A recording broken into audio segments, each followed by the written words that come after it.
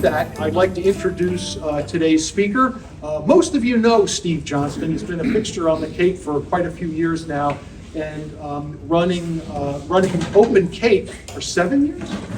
8 years? 8 years. No, 7 years and 9 months. 7 years and 9 months. So, really working hard to bring broadband, fiber broadband to the Cape and the islands and all the communities, advocating very assiduously for digital equity and digital broadband on the Cape. So with that, Steve, take it away. Thanks for coming. Thank you, Stephen. Thank you. Thank you all. Thank you for coming. Thank you for coming out in this inclement weather, although it started looking nice. So today I'm going to spend half an hour just talking about OpenCape a little bit. I'm not going to go tons into historical stuff. You can read about that. I'll answer some questions. I'll bring you up to speed. I'll talk about what we're doing. Some of our competitors are in the room, so I'm not going to just lay out our game plan. But I'm happy to answer questions. I'll be you know me, I say what I think. So I will be as forthright as I possibly can. So just to give you a quick overview, I'm going to talk about what have we accomplished. So this is actually our 10th year anniversary, 10 years. And you probably think to yourself, what the hell have you been doing? So because I still don't have OpenCape at my house or whatever. So let's talk a little bit about what we've been doing. So really quickly, over on the left, we have nearly 600 miles of fiber that we own, all of it.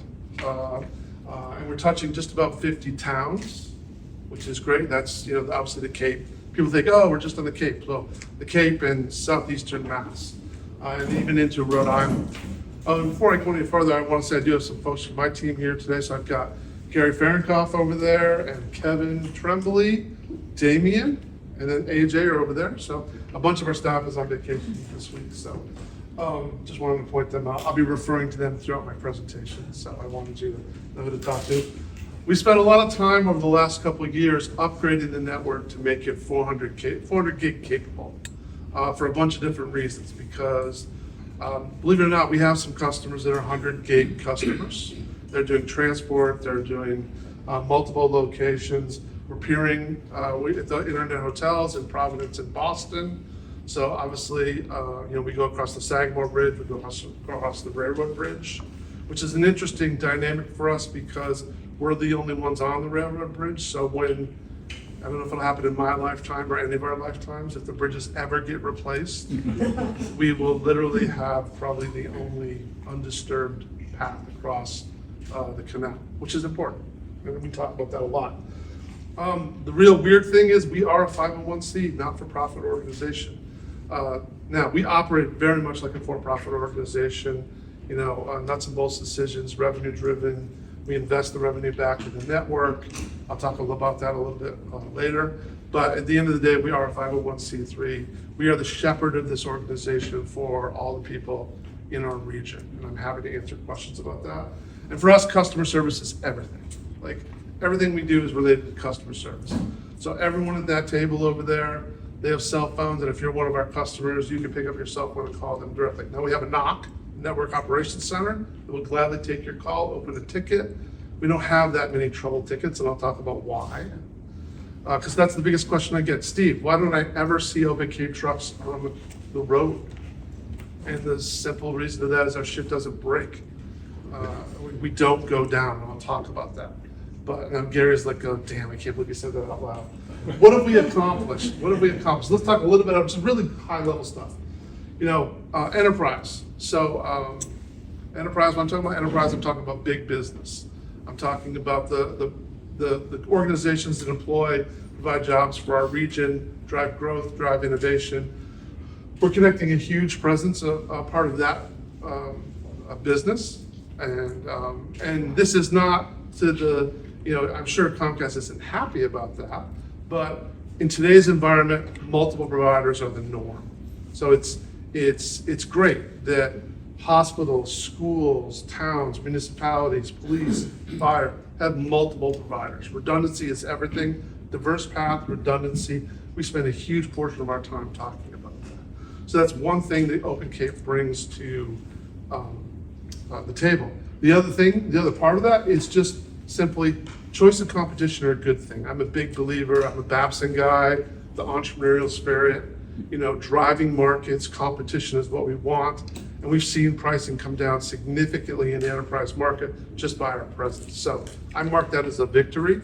It doesn't mean I have to connect everyone. You'll hear this theme a lot. I don't want to connect everyone. I just want people to have choice and competition.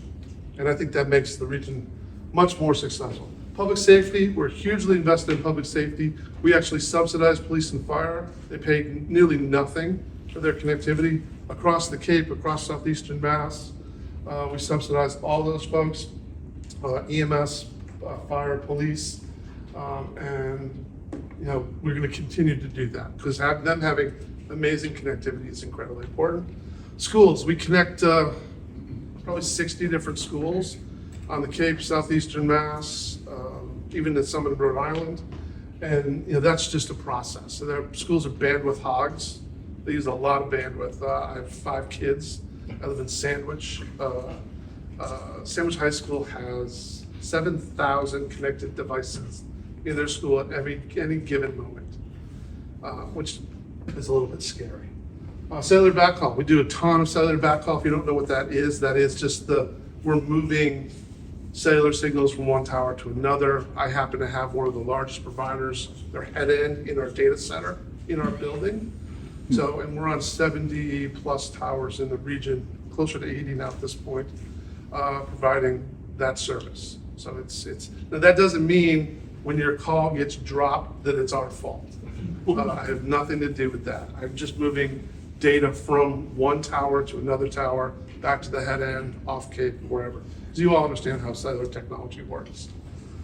Small businesses, 64% of the businesses on Cape Cod have 4 employees. So small business is the heart and soul of our region. And one of the reasons we started our Main Streets initiative, which I'll talk a little bit about, which is about connecting Main Street, is how do we make sure that small businesses can process credit cards? A lot of you have heard this story. I got a call one day from the Chamber of Commerce, the folks in Falmouth, and they said, Steve, our business on Main Street cannot get a signal strong enough to process a credit card. Well, that put us into action. We built in Falmouth, we built in Toll, we're in Hyannis, we're about to do 10 gig Pond in Bourne. Those will not be issues in those places anymore. So credit card, and I'll talk more about that in a little bit, but supporting small business and making it affordable is a core component of what we're about. And I forgot to introduce before, I have one of our board members here, Allison is right here, Allison Karen, and her son, which comes to all our events, so I'm very happy about it. Community anchor institutions, that's the other thing. That's those folks that are doing great things in the community but may not have the money to have great connections. So we subsidize a lot of those. We subsidize the building cost, we subsidize the connection cost, museums, public services, all those type of things, libraries. We connect 35 libraries across the Cape. We provide, libraries. We provide service to clams for all the libraries. We just upgraded all the clams connections. And then a lot of libraries, we provide the public side of the internet as well. Falmouth is just about to move to full gig in the Falmouth Library, so that's great. That's Kevin's doing over there. So good job, Kevin. Residential, I'm going to talk a little bit later about residential. I'm going to be a little bit cryptic about residential for a bunch of different reasons. But mission is, as a nonprofit, mission is everything to us. It is the guiding force. I say that because everyone who works there has kind of drank the Kool-Aid. We get calls. It happens every day. It's particularly in this environment. Hedge funds, the VCs, other big fiber organizations, they want to buy our fiber. They want to buy us out. We always say no. We're not interested in that. We're not interested in selling the fiber. We are interested in creating choice and competition, and that's what we're all about. And that's what our mission is about. And there's really 6 words that kind of compile that mission. And I'll talk about them. Choice, competition, accountability. This is Gary, you can see him right here. He loves going down in the manhole, so I couldn't resist that picture. One thing about Gary has worked in our industry for 57 years. 57 years. He knows more about fiber, copper, telephone poles than most people I've ever met. So it's been a pleasure for me to work with him for at least 8 years. Everything I know about telecommunications, I probably learned from him. So let's talk a little bit about choice. Choice is simple. My bill, and I'm not gonna beat up on any one organization, but my bill at my house is $385 a month. That is obscene, okay? Yes, I have 5 kids. Yes, my wife works from home. We are a data-intensive household. But your connectivity bill, your internet bill, your cable bill should not be more than your car bill. That's just kind of how I feel. And everyone kind of works with us. That's what we feel. So you're gonna see this theme recurring in what I'm talking about today. Competition, again, free markets, competition, we're all about it. You know, when competition exists, people have a choice, and I think it's great. I don't want to connect everyone. I'm not stupid enough to think I could connect everyone. But if I'm here, if we're doing this, if OpenCape is strong and sustainable, then that makes the other providers have to be the same. And that's great. And I even envision a point in our evolution that someone from Comcast knocks on our door someday and says, hey, you connect all the households on the Cape with fiber. We want to ride your fiber into all these houses. Because we're an open access network. I have no problem with that. Because, again, I'm going to charge them for that. Don't get me wrong. But in the end, the consumer wins. I know that sounds incredibly socialist, but that's what it's about. That's what we're about. And accountability. This is the big one for us. Accountability is accountability to our customers, accountability to the region, accountability to the people who work for us. And we're making an investment, and we're going to make sure that this succeeds. So accountability is everything. That's why, yes, the few times a year when we have an issue, you pick up the phone, you call, you open a ticket, you want to talk to me, you have my cell phone number. Every customer has our cell phone number. Now, when we connect 50,000 people, will I be able to do that? I don't know. But you know, we were all freaked out 2.5 years ago. We connected our first residential deployment, our first MDU. And Gary said this to me every day. Oh my God, how many guys, how many people are we gonna need with hats and ladders and trucks to service these folks? They're like, we're gonna be overwhelmed. 6 months goes by, no one called. A year goes by, no one called. A year and a half goes by, we freaked out a little bit. We actually went over to the location, walked around, knocked on all the doors and said, is your service working? Are you okay? And they're like, yeah, it's great. It never goes down. You know, they're getting 900 up and 900 down, and they're paying $50 a month. You bet your ass they're happy. We never heard from them though. So we're like, okay. And then we thought, okay, maybe that's just an anomaly. And then we connected another MDU, 65, 70 locations, and it happened again, where initially of the first 65 units, 62 people said, oh, we're gonna go with OpenCape. And it's continuing to happen more and more and more. So I talk about accountability, that's what I'm talking about. The other 3 words on our kind of mission, our guidance is robust. So as I said, we've upgraded the network, it's 400 gig capable. You know, and that's not because I envision that Cape Cod Community College does not need a 400 gig circuit. But in the future, that may happen. So we're making those investments now. So we're taking our revenue streams and we're reinvesting back in the network and making the network strong and sustainable so we can do what we need, not today, but in the future. This number, 99.999. That's our uptime, 5 nines. So can anyone tell me out of an entire year, how many minutes, not you, how many minutes does that mean we're down? If I'm up 99, don't use your calculator. If I'm up 99, 5 nines, how many minutes a year are we down? Anyone? Top of your head? Go ahead, Mark. 1? No, I wish. Wow, not even close. I thought someone would have. 4 minutes. You should know this, but no. Okay, wow, I have a beautiful, I can't believe no one's gonna take a great test. I have a beautiful OpenCape crew sweatshirt that I will hand out for someone who has the right answer. Mike Belcher wants it. What'd you say? Mike Belcher wants me to wear it. Oh, I would love that, nothing thank you. I'm not even trying to do that. Okay, well, I'm gonna just answer you. Go ahead. 5 minutes. Close enough, there's our winner right there. 5 minutes and 26 seconds. That's what we were down last year and the year before. Now, I'm gonna talk about why that's possible. It's not just that we have extra special fiber or we're on solid gold poles or anything like that, or There are engineering and maintenance crews are fantastic, all of which are true, but there's a reason behind that. So reliability is everything, okay? And then let's talk about affordable. $55 a month. If we connect your house, you get 250 megs down, 125 up, pay $55 a month. If you're a small business, same level of connectivity, pay $80 a month. And you can go up to a full gig, and you can still pay less than $150 a month. Okay? Now, that's for PON. We'll talk about the difference between PON and dedicated fiber in a minute. And I want to figure out how do we make this number lower. So in Falmouth, we used to charge $117 for small businesses. We made a promise to the folks in Falmouth. We said, we took a loan out to build the fiber in downtown Falmouth. And when I said, when we get that paid off, which I thought would be like 5 years, we did it in 2. We'll drop the price. So when we did that, we dropped the price by 32%. When's the last time you heard of ISP dropping the price? So that's what we're all about. So let's talk a little bit about enterprise and PON. So here's 2 of our customers. This is Corner Cycle in Falmouth.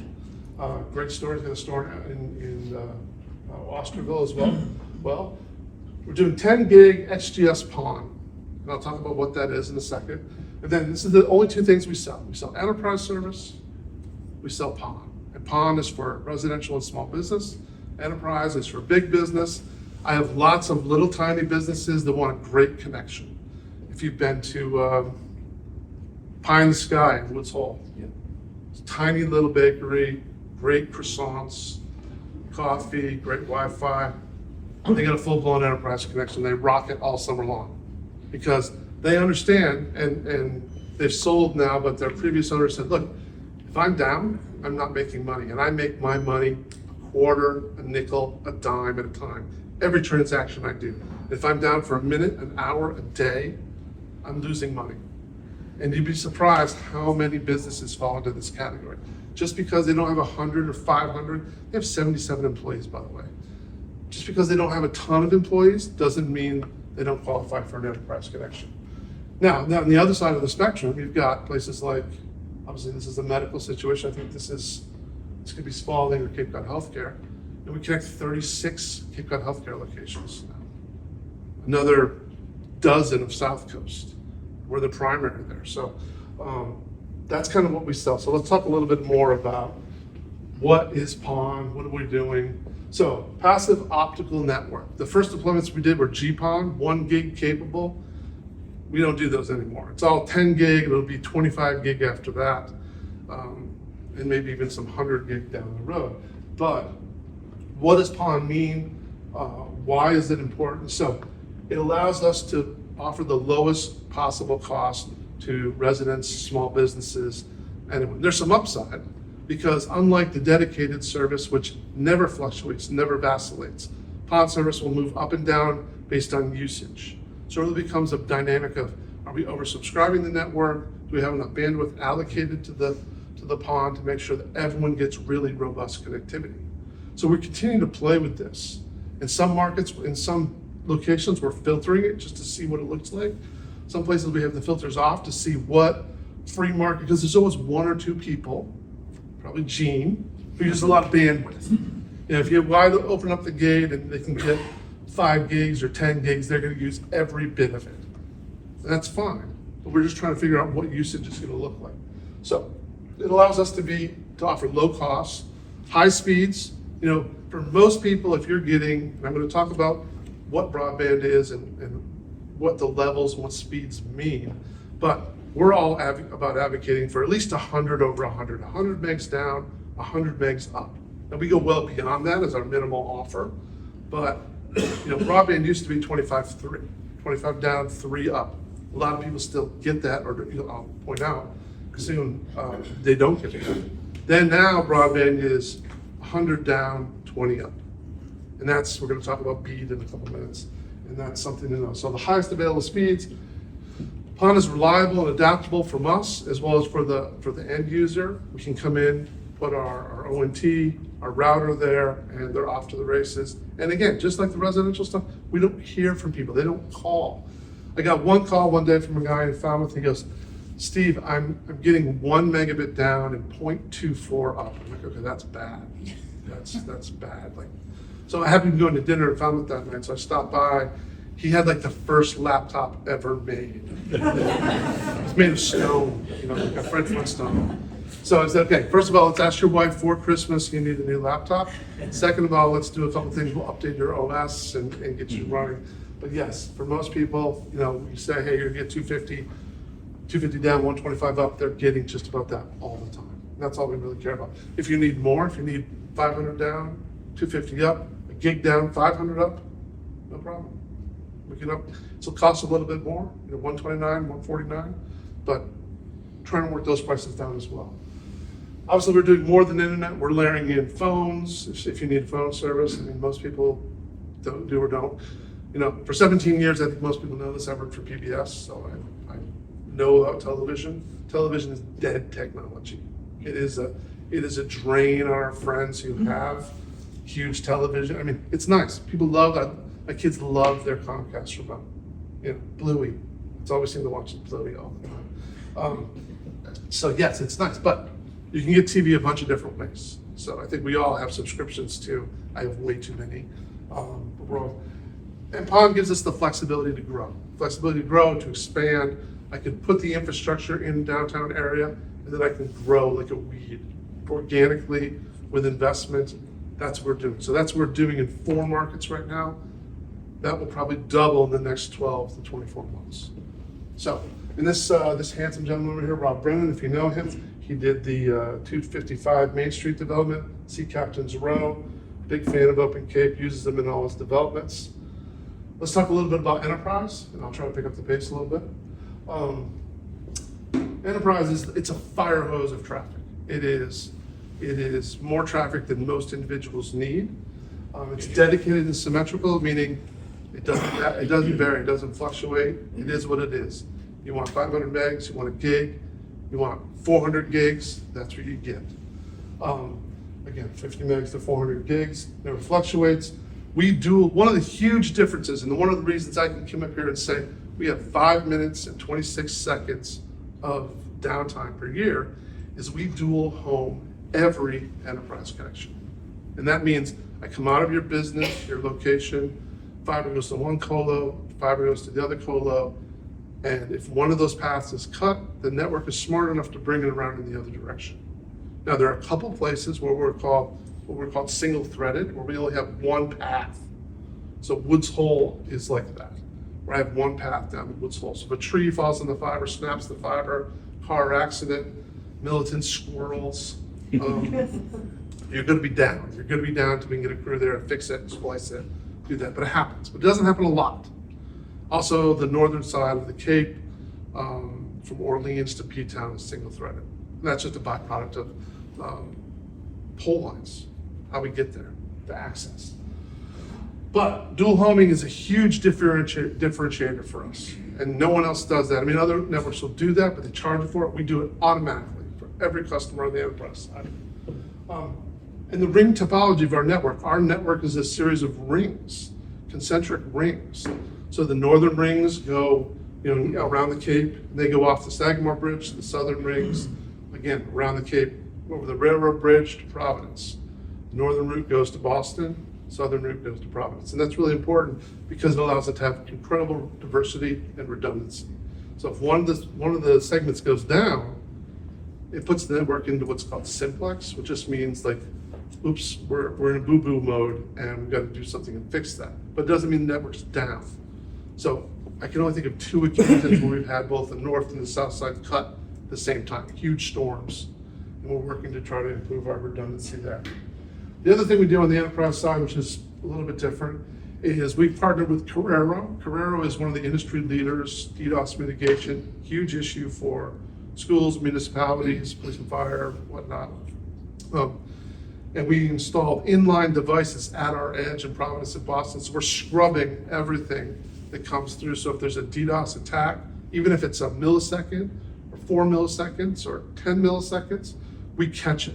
The cloud versions of that, the latency for most networks going up to the cloud and down, they miss a lot of the really, really short DDoS attacks. We don't do that. We subsidize 90% of the cost for DDoS mitigation. So if you're a company, if you're a school, if you're worried about DDoS mitigation, it literally costs you pennies on the dollar to get it through us. That's one of the huge selling points of when we're offering enterprise. These are the guys at West Barnstable Fire. We connect to 25 police and fire locations on the Cape, I think, roughly. So let's talk about something else for a moment. BEAD funding. It's been in the news a lot lately. Broadband equity, access, and deployment. And it's a big political football. This is the federal government program, and Massachusetts was hoping to receive $175 million. The federal government has allocated $147 million to come to Massachusetts. We also do business in Rhode Island. Rhode Island was hoping for $145 million, they got $109 million. So what is BEAD and how is it going to be used? The focus, number one focus, is those that are unserved.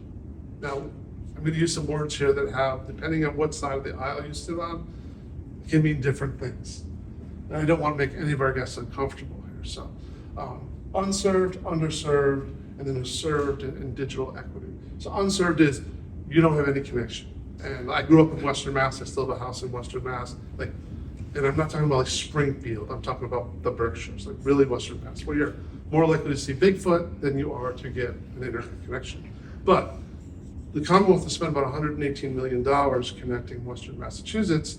In the same period, they spent about, let's call it $500,000 on Southeastern Mass. So that's one of our issues with the Commonwealth. But our friends at Comcast, and I'm happy to say this, they do a pretty good job, I have to admit, connecting with connecting or making service available to, they say it's available, to a huge portion. They're saying about 95, maybe 96, maybe north of that % of, I think in the recent meeting we were just at in Worcester, I think the number was there, 22,000 completely unserved people in Massachusetts. I don't necessarily believe that, and we're gonna talk more about what unserved means. Underserved is a whole different deal. It's a different crapshoot. It's what is underserved, and we're gonna talk about that. And then we're gonna talk about those who are served and then the impact of digital equity. Just really quickly, because this is kind of important. So recently, Mass Broadband, they're the state office for broadband, MBI. And that's not Steve, it looks like Steve, but it's not. No. Don't say who it is, but Mass Broadband put out a survey because they're aggregating data to say who's served, who's unserved. And you may have seen it, we sent out some take action alerts, MBI sending it out, we'll keep sending it out. I know Cape Cod Tech Council, I think you sent it out, didn't you, Steve? We're going to. You're going to. So this is an important piece of data because it allows you to answer some questions. How much do you pay for your internet service? Take a speed test. What do you use it for? All these kind of things. Really good information. We've been collecting this data for 5 years through a variety of sources, but we sent this around and we will continue to send it around. The other thing we're doing right now is we're in this vouch campaign where people can leave us videos and talk about who their provider is, what kind of experience they're having, good or bad, and how it impacts, whatever that experience is, how it impacts their ability. If they're going to school from home, working from home, telecommuting, whatever they're doing, how their internet connectivity impacts their life. And this is incredibly important because it humanizes the experience. And these are amazing. I watch these. We've got doctors and teachers and people trying to work from home.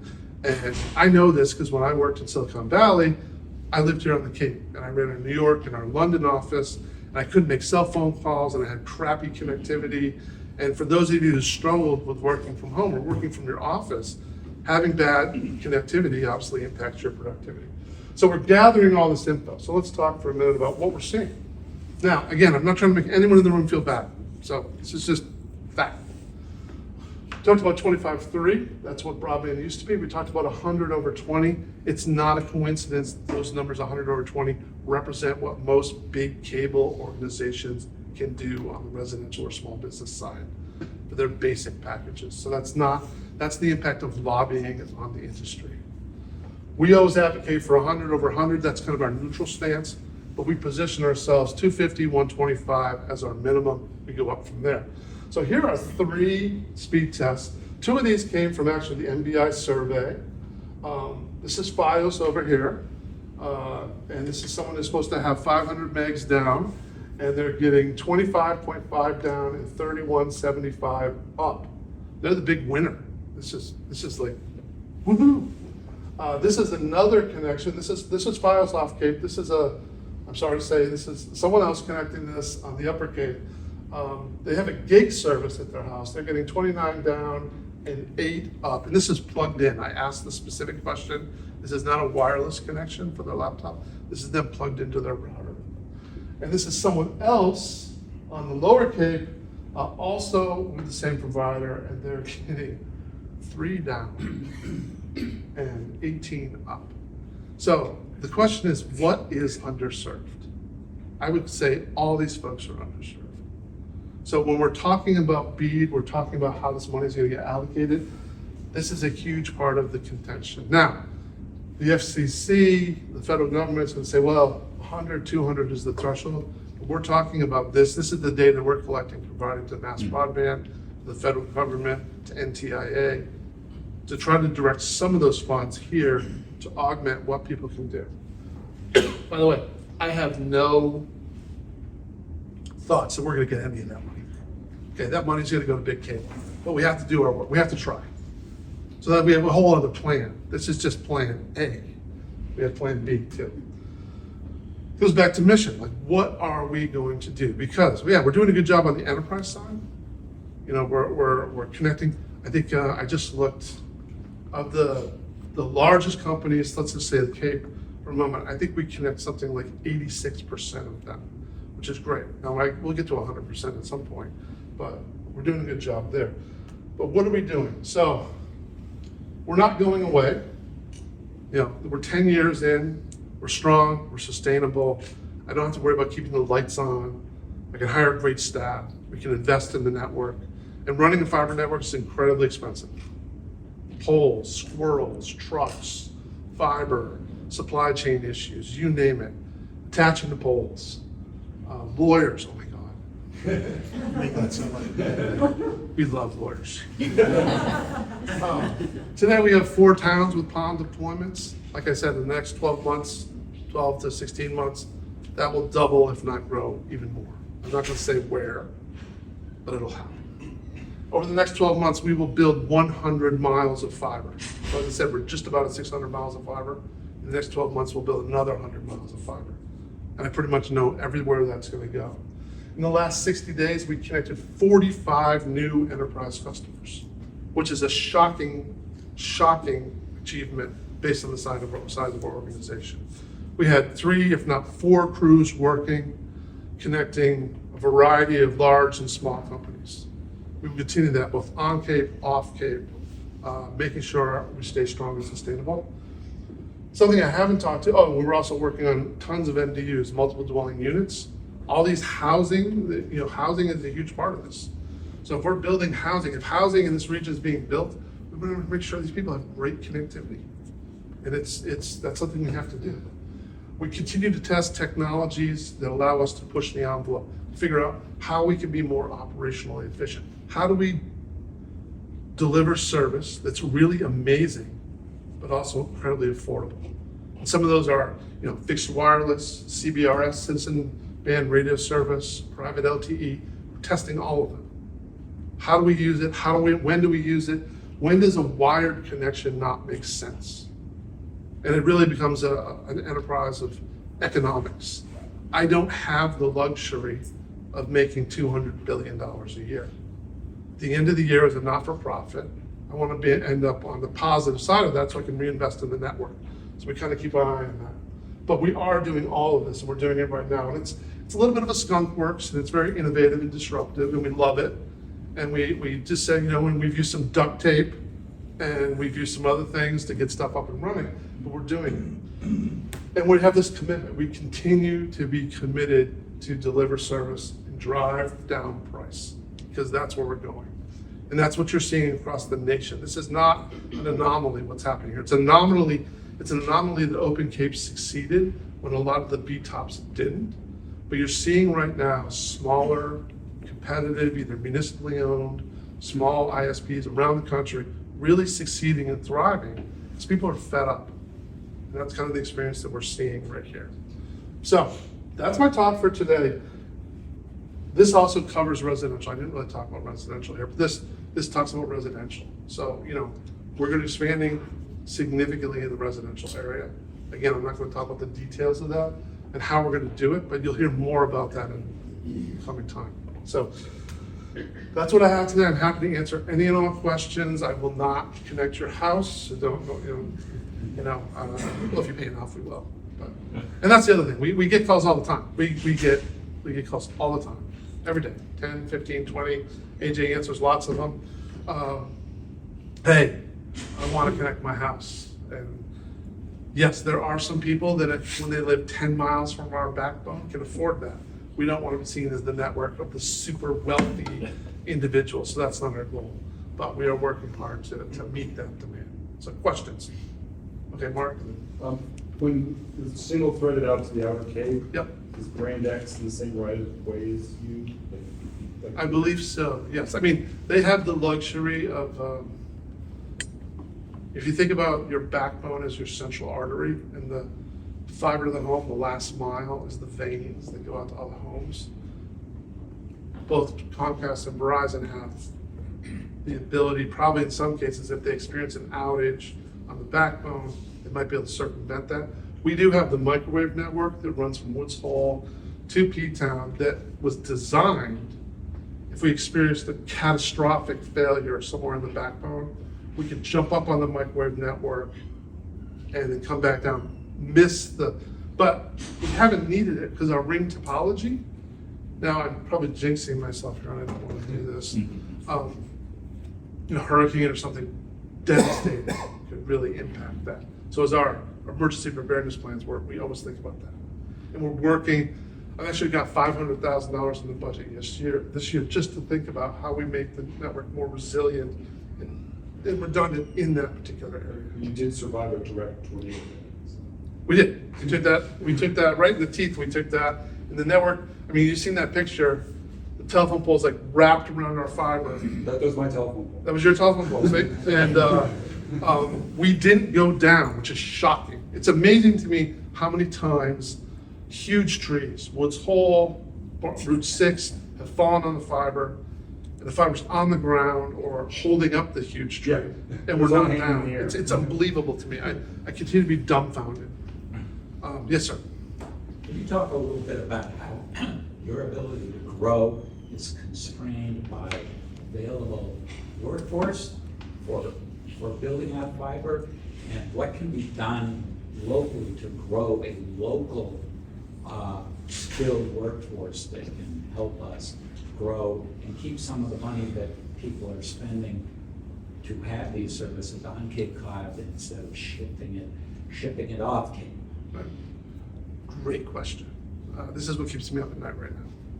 And Allison knows because I talk about this in the board meetings all the time. First, we had supply chain issues. Like, yeah, we're going to order fiber, and in 6 years it'll show up at your, with COVID. And we were stockpiling tons of fiber. Obviously, we're buying it through. We're buying it direct. We're buying it through. But workforce is the new supply chain issue, and this is something I think about all the time. Now, OpenCape is not that different than some of our competitors.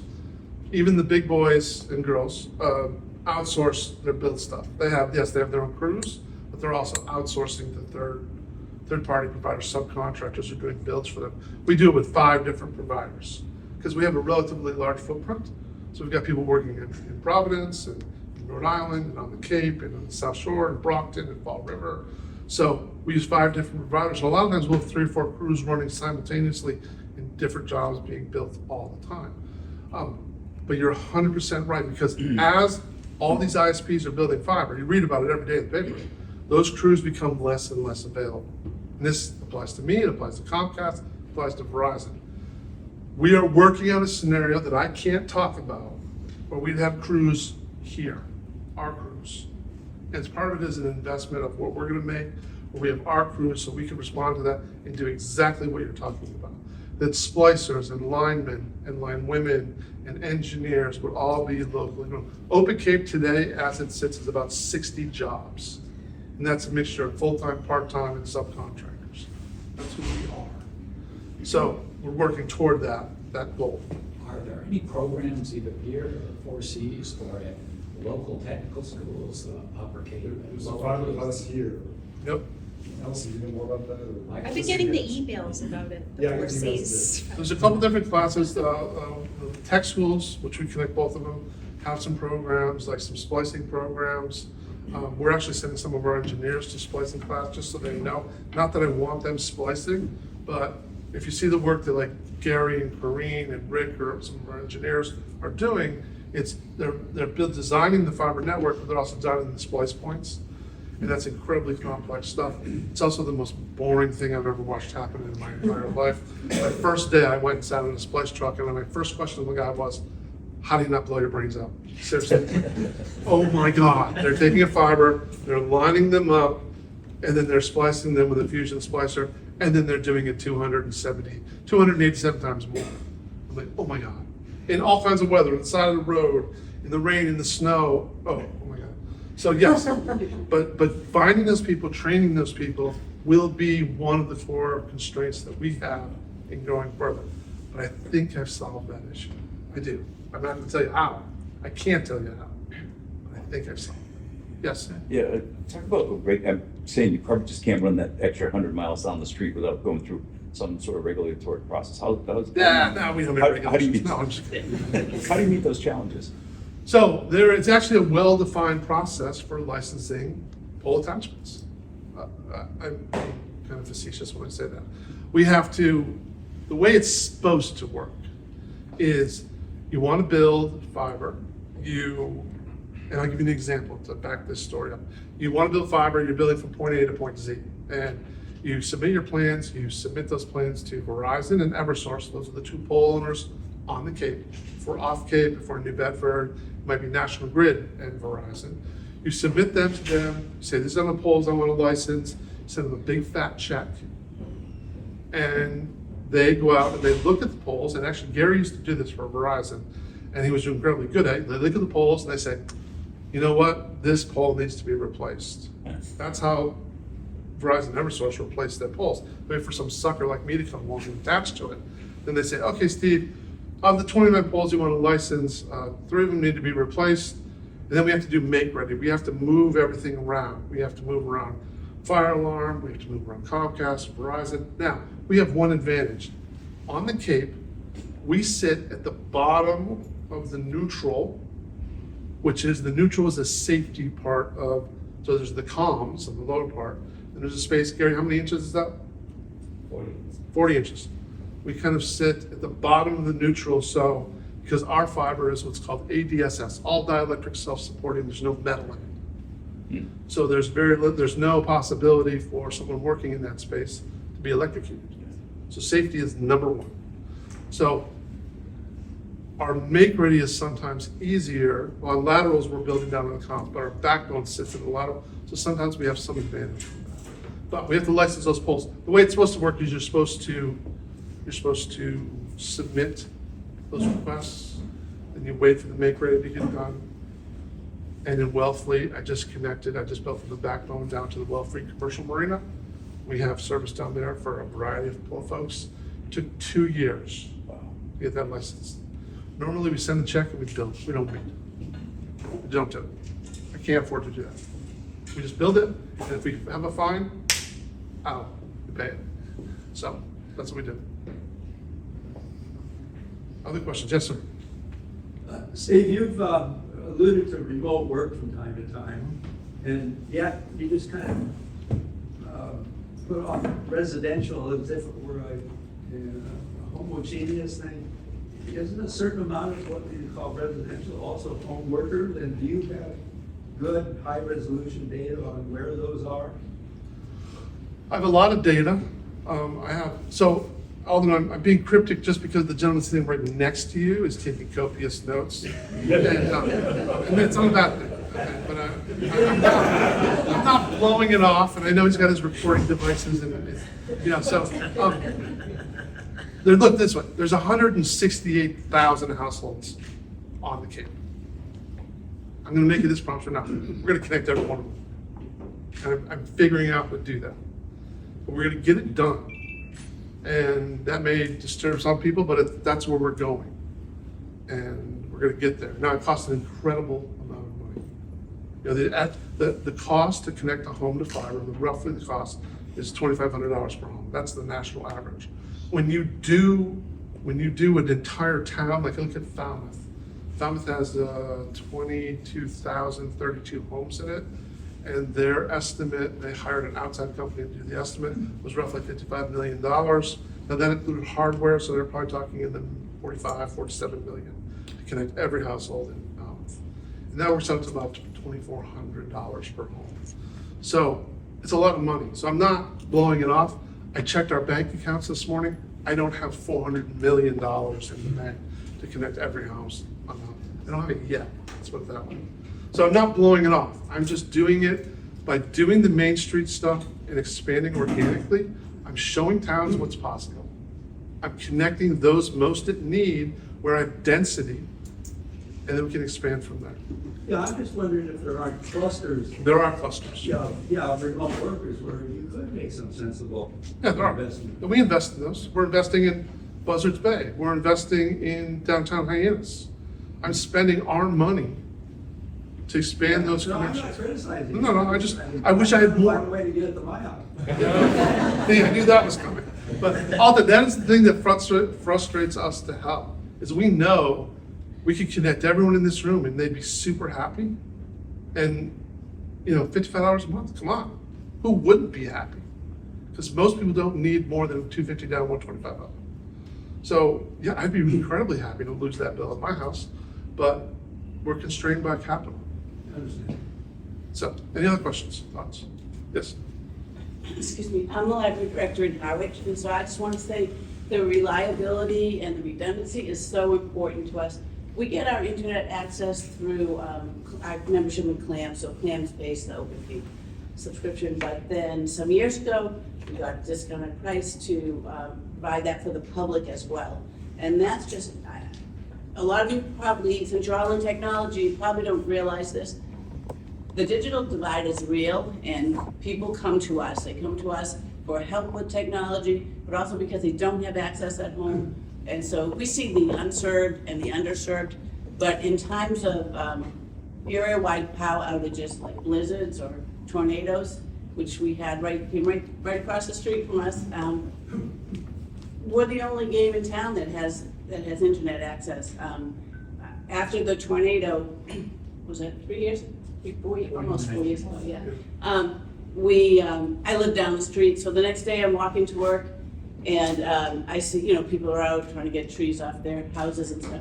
And I see a woman that's charging her phone in the car. And I said, oh, hey, the library a generator just got installed a few months ago, so we have power. She said, yeah, well, I got a generator my brother's bringing over, so we're okay. And I said, okay, well, we have internet access. And then she was like chasing me down the street. Wait, you have internet access? And we were mobbed for 3 to 4 days that most of the town was without power or internet. And I think that, to me, that's the most important thing is everyone thinks internet, you think library is recreational. If we had to make paper records of checkouts, we could do that. That's fine. We could still, do some business. But what you really want is people to have access to government information about what's happening. And to me, it's the emergency management piece that's even the most important. And so just wanted to highlight that part. I'm glad to hear the microwave backup. Last I knew, it was in the testing phase. And Well, we haven't really need to turn it on. We haven't need to turn it on, which is great. Yeah. The automatic switch over is a little problematic, so we have to send some folks out there, but we're Can I just say, working on it. not all the libraries subscribe to the, to OpenCape for their public access internet, so your use may vary in your town, but after opening, and we've had a lot of special openings, either before a blizzard, after a blizzard, and then the tornado, and so people in town now know to come. And they We do subsidize that. We subsidize it at every level. So, if they want to expand it, CLAM's just expanded it for all the libraries, but on the public side, if they want to expand it to get even more robust connectivity, we subsidize that as well. So we don't pay all of it, but we pay a huge percentage of it. tornado season's July 23rd. Yeah, stop talking about tornadoes. Tornadoes and hurricanes are starting to piss me off. We don't like those things. Other questions? Anyone else? Yes. I'll just say that the library thing is awesome as a community hub. When I was younger, I used the library a lot when I didn't have access to a computer. But in terms of OpenCape, what kind of services do you offer on top of the fiber? I think I've heard phones. Is that something? Yep. So we have phone service. It's not through us, and the reason we did it for us for a while, the FCC hammers you on all the costs. So for some of those other folks, you see all these other ridiculous charges at the bottom of your bill. A lot of that is imposed by legislation around, 911 and this and that. So we outsource our phone stuff. I can provide, so if I connect to your house and you want a phone line in your house, VoIP line or whatever, we could do it, $19 a month, absolutely, no problem. Television? No. Television is dead technology. I don't want to touch it with a 10-foot pole. We will probably do a deal with someone. We're talking to them, like a streaming service where, you get a break on your costs, but it's not something that's so impactful for me. We were just talking about this yesterday in a meeting. Like, in 2 years, I haven't got someone who said, yeah, I want service, but I've got to have TV. Because how many channels? We all watch what, 11 channels, 12 channels, maybe? And you've got, in my house, you've got Disney Plus and Paramount Plus and Apple TV and Roku. I mean, my house is a little not typical, but yeah, we don't want to touch TV with a 10-foot pole. What we do want to do, though, now that we connect to all these healthcare providers, is, telemedicine, those type of things, those type of services, where particularly when you live in the fourth oldest county in the universe, those are issues that we want to be deeply involved with that on the telehealth side.